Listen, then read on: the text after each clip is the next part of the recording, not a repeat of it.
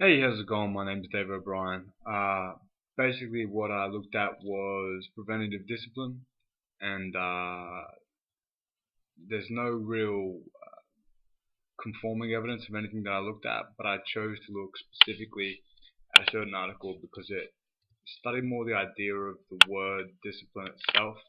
So, when referring to preventative discipline, I think it's better to look at the fact that discipline isn't, your classic old school rap on the knuckles or even something as new school as timeout.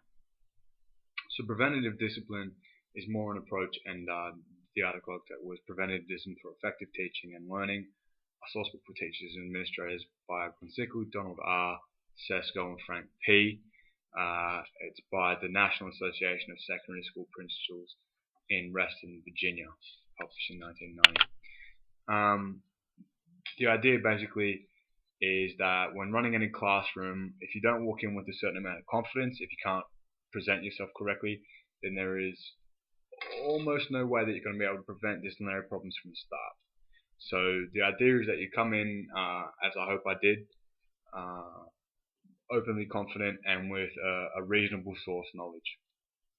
So it almost refers similarly to the French and Raven idea of the five forms of power, with those being referent power, legitimate power, coercive power, reward power, and expert knowledge.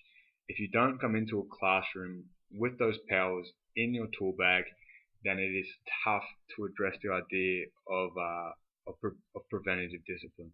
Preventative discipline itself is is almost something that I'm sure we've all come to understand in some way or another in our own school lives. There were teachers that just commanded discipline when they walked into the room. We needed to pay attention to certain teachers, whilst subs and other teachers didn't command the same amount of respect. So what I hope is through presenting this video is in some way some aspect of confidence and some aspect of preventative discipline, while not myself being a teacher or not myself being in front of a classroom. Um, I think some of the keys in the studies that I read were that discipline has been misconstrued by a lot of schools. The word discipline sometimes gives lend to the idea of punishment, and that's not really it. Discipline is more an approach to getting students to listen to and to get them to do what you want them to do. Basically, as fascist as it sounds, you want them to do exactly what you need them to do in the process of them learning. So preventative discipline and the methods that I read are some things I hope that I displayed, which is positive body language on the instance of walking into the room, correct tone, and expert knowledge of your topic. So I hope that by speaking about preventative knowledge itself, I've appeared to instill some of the principles of preventative knowledge.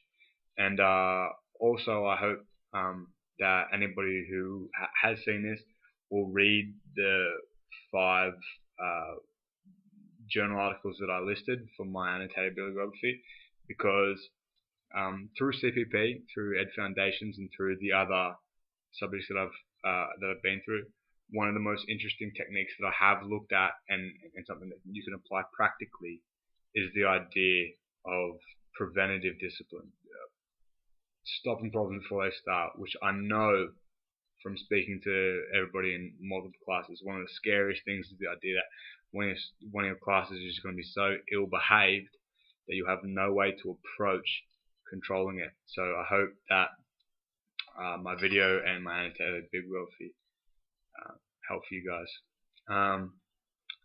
Thank you for listening to me, and I hope it was worth your time.